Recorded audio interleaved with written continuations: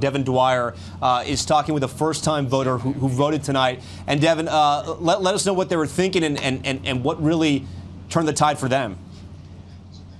Hey, Tom, actually, I'm with a group of first-time voters. We're at Dartmouth College up in Hanover. This is dubbed here as the watch party of watch parties. But I got to tell you, that's kind of cleared out because Bernie Sanders has won. I'm here with Mustafa, Lily, Chithama, and Julia. They're all freshmen. They all cast their first votes for president and their first vote ever in any election. And we've got a cross-section here. Lily, you were just telling me that you decided at the poll today. You were undecided to the very end. How did you make up your mind? Well, I was kind of going between Bernie and Buttigieg, and I literally got to the poll, and I was just looking down at my ballot, and I was like, well, I got to make a decision. It's like 6:45, and it's going to close soon. So you landed with Bernie Sanders by default. Yeah, I was just like, gut decision, and that was Bernie, so...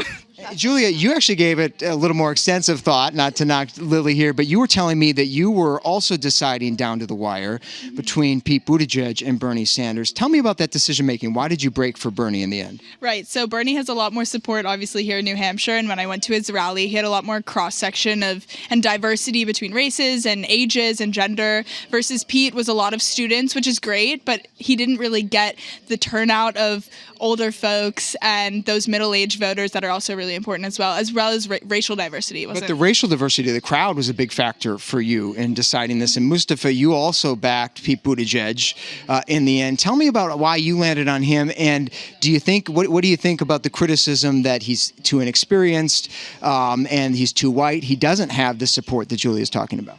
I landed on him because when I went to his rally, I found that he was really realistic. I feel like he described his policies very articulately and he understood what he was doing.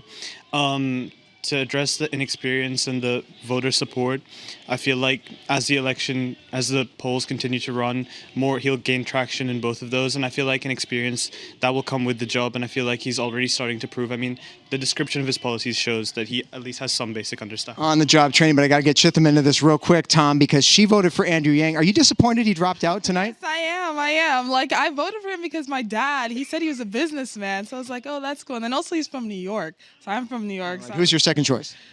Bernie Sanders. All right, Bernie Sanders here, Tom. Back to you. I know Amy is taking the stage.